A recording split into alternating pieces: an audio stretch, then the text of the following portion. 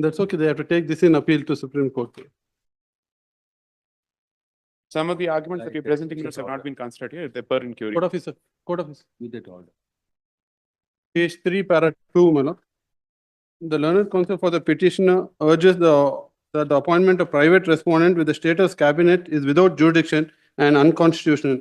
In support of his contention, he heavily banks upon Article 164, 1A of the Constitution of India, which prescribes that the total number of ministers, including chief minister, in state shall not exceed 15% of the total number of members of the Legislative Assembly. The council submit that this ceiling limit is breached by appointment in question. The learned so-and-so appearing for so-and-so opposes the contention, my lords. Then can I request, my lords, page 5, para 4. The above text is as clear as Gangetic water. It is nobody's case. The private respondents have been appointed as ministers. If a private respondents were appointed as minister, there could have been a scope for invocation of subject provisions of the article. Merely because the cabinet status is conferred on a particular appointee, that per se does not make him a minister within the meaning of Article 164. These respondents are appointed as to assist the chief minister by ministers, and they are not functioning as ministers in the literal sense.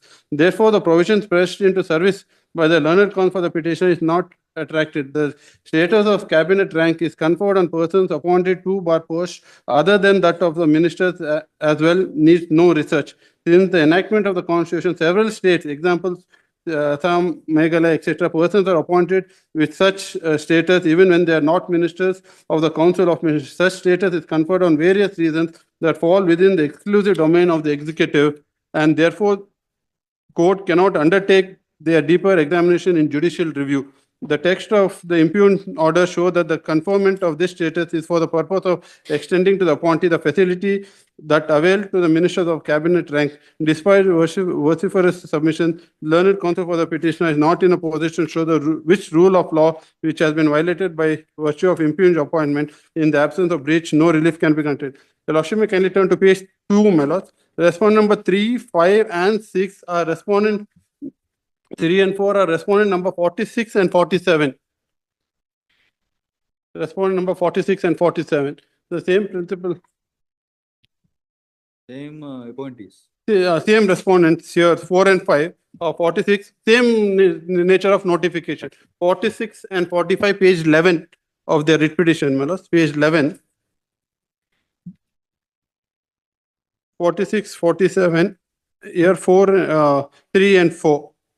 On the same lines, the argument is the same different orders. Can I address minutes? Article 191 has not been dealt with here. Which one? In this particular judgment, because we have raised grounds of challenge Which under article? this judgment that has been cited. Which article not dealt with? Article 191, Like which one. speaks of the prevention of disqualification with respect to office of profit. In my petition, I have raised So this will amount to office of profit. Yes, we are actually saying it doesn't fall under the exemption. Then it is not a cabinet rank. Milords, if I may say so, that's what happened. So if I may just make this submission. Both may not go consistent. Can I just answer this question? What has happened is they have tried to peg these posts under the legislation which enjoys the benefit of Article 191. In addition to that, they've also given them the post of a cabinet minister or equal to the cabinet rank. So one is whether it passes muster on the annals of Article 191. And second, having given them the same treatment as a cabinet minister, there's a second violation under Article 164(1)(a). That's been the argument in my petition. That is not the argument that's been raised here. Firstly, in this case, could my lords kindly come to the judgment? Please, could my lords come to paragraph number 16 of my writ petition on the grounds? My very first argument is violation of Article 191 Office of Profit. Because some of the posts that have been specifically extended the benefit under the Prevention of Disqualification Act do not fall within that particular exemption. So allow me to show that.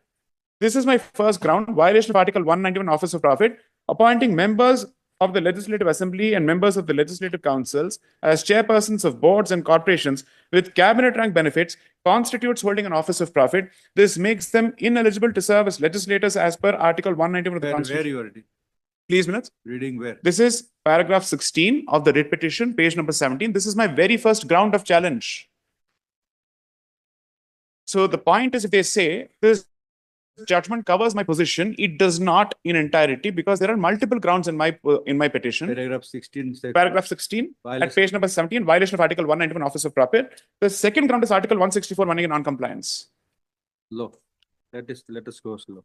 Please, Read 16, appointing members. What is this ground? Let us see. can I just answer the question? Good, my lords, take a look at the Prevention of Disqualification Act and Article 191. I'll explain the argument right away. Kindly take a look at Article 191 for a moment. Yes. Just give me Article 191. The provision says, as the bench have it, Article 191, disqualifications for membership. A person shall be disqualified for being chosen as and for being a member of the Legislative Assembly or the Legislative Council of a state. Please see A. If he holds any office of profit under the government of India or the government of any state specified in the first schedule, other than an office declared by the legislature of the state by law, not to disqualify its holder. We are making the submission. So under the second provision, they have the Prevention of Disqualification Act for Karnataka. Therefore, we are saying some of the positions which have been notified for the purposes of exemption don't even attract those provisions, in the sense it is outside the scope of this exemption. So my very first ground is that it directly attracts 191A. I'll show that from the legislation as well as the notifications which have been impugned. And the second ground is, having elevated them to the status of a cabinet minister, or the rank of a cabinet minister, it then triggers the application of 164(1)(a). So the very first ground is Article 191. Can I just show the Prevention of Disqualification Act for a moment for my last consumption? There are only 3 sections in that entire act. It's fairly clear. But my lords, kindly come to the Karnataka Legislature Prevention of Disqualification Act. Give me one copy.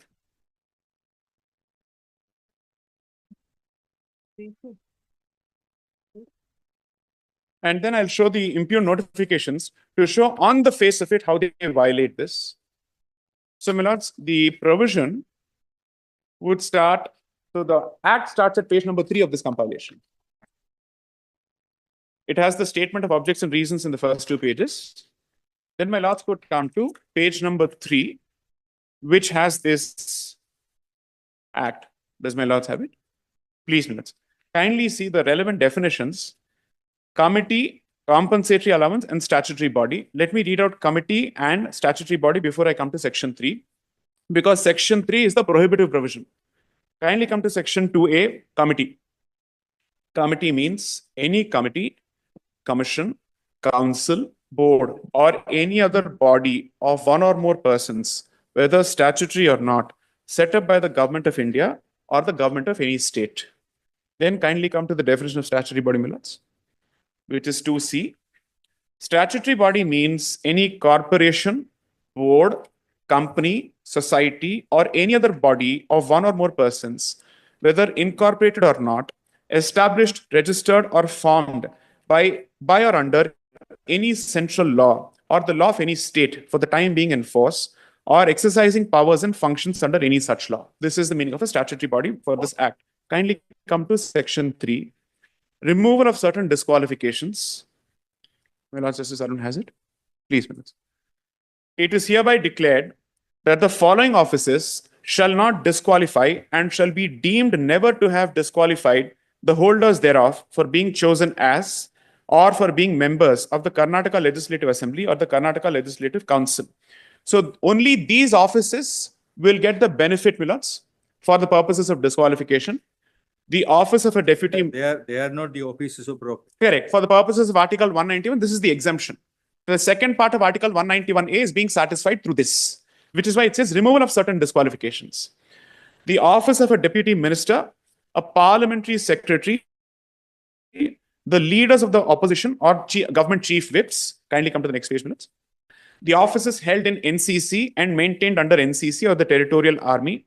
Then kindly see BB, the office of a member of the Home Guards. Then kindly come to BBB, the office of a member of a village defense party constituted under so-and-so.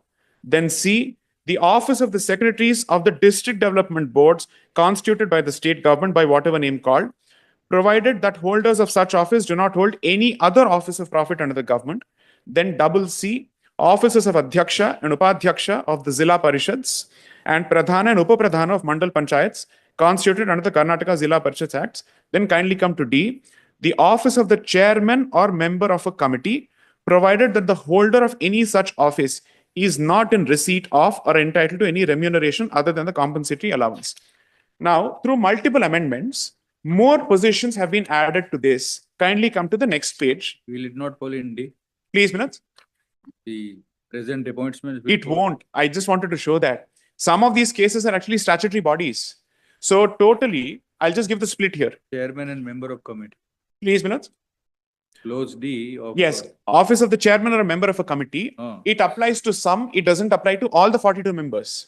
So I'll give the split here. I'll just explain this. Totally 42 people are here. Out of them, 8 people directly violate 164(1)(a).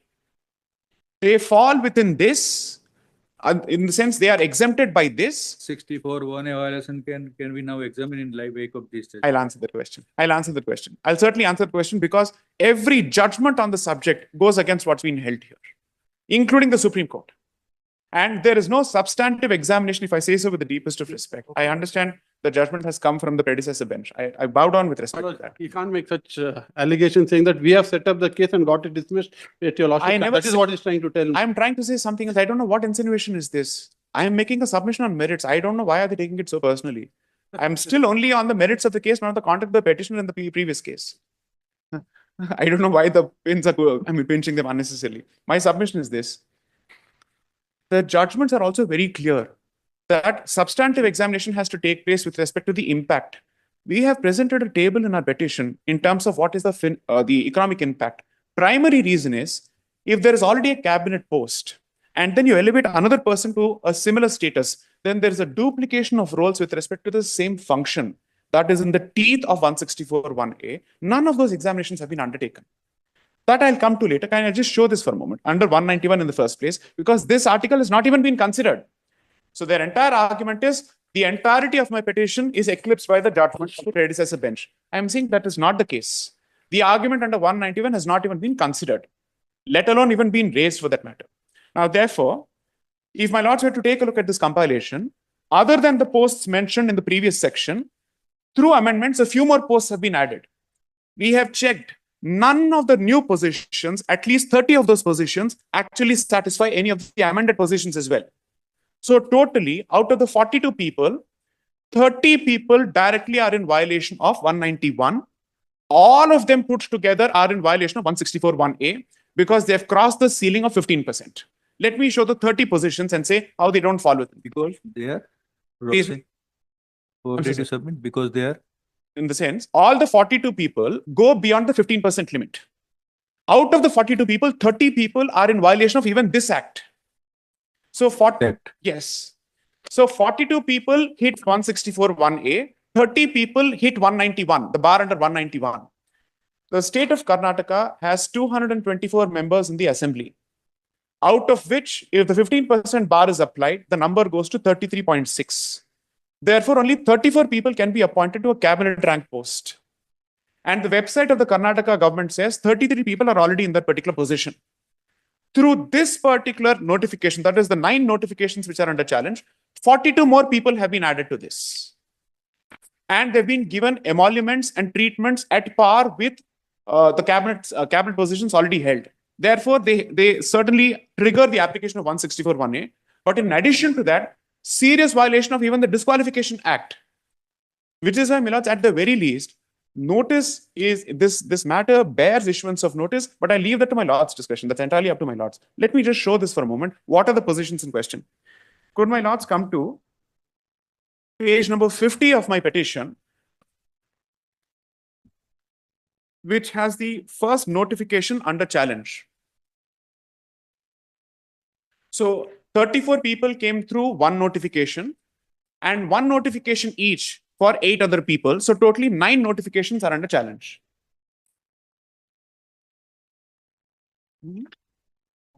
So how many respondents are here? Let's totally, we have impleted about 42. Holders of the office. Please, minutes, all the holders of the office. How many? Let's totally there are 48 respondents. 48. Out of which what we have done is, I'll just show this for a minute, 42. So all the 42 members who are the cumulative beneficiaries of the 9 notifications put together have been arrayed as defendants or respondents. So the first few respondents are the government of Karnataka, the Speaker of the Legislative Assembly, the Chairman of the Legislative Council, the Additional Chief Secretary to the Government, Election Commission of Karnataka. So from respondents 7 to 48 are the ones whose positions and who are the beneficiaries of these notifications, which is under challenge right now. So 1 to 6 are state bodies. 7 to 48 are the people in question. Now, if my lords could come to the first notification, that notification is at page number 48. Can I just request my lords to kindly come to that, which is, we'll take 50 or 40, 48. This is Annexure B, which is a translated copy of the first notification dated 26th of January, 2024. Page? Page 48 minutes. It should say 48 or 50? 48 minutes, 48. So what we have done, my lords, can I just request my lords to kindly make notes on the side in terms of which of these notifications or which of these positions trigger both 164 and 191 and which of them trigger only 164. I'll identify that for my lord's benefit. So entry number 1 of Hampanagowda Badarli from Sidarnoor, where he has been given the position of chairperson, Karnataka State Industrial Infrastructure Development Corporation Limited. Both 164 and 191 are triggered for this particular position. Can I just request my lords to kindly make note of this, because this will help my lords understand what the argument being made here or appreciate the argument better. Entry number 1 affects both 164 and 191. That applies to entry number 2, 3, 4, 5, 6, 7, 8, and 9. So from 1 to 9, 164 to 164 and 191 both are affected. That's our position. Then serial number 10, Shri N.A. Harris from Shantnagar, chairperson, Bangalore Development Authority. 164 is the only provision that is attracted because it goes above the 15% ceiling. Then, my lords, this position, both. My lords, serial number 11, both 164 and 191. So this would apply from serial number 11 to serial number 15 again, 164 and 191.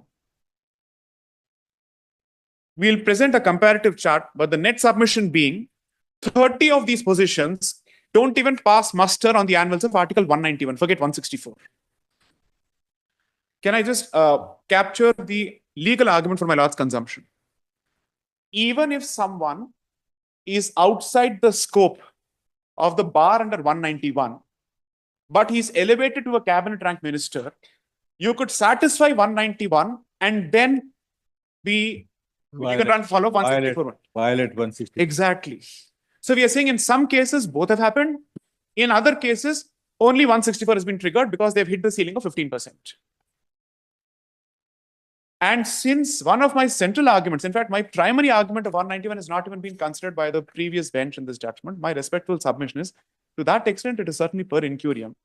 Plus, several judgments on 164(1)A have not even been dealt with. A matter of public interest which has a direct bearing on the amount that is going out from the public corpus or coffer, so to speak, cannot be killed on technicality is my limited humble, it's my humble exhortation. Can I just show one table from the petition to show what kind of benefits have been extended and how this is in the teeth of 164(1)A. I'm not giving up my argument on 164(1)A because so many judgments on this point have been passed. It's right now, it's settled law, and even that has not been considered.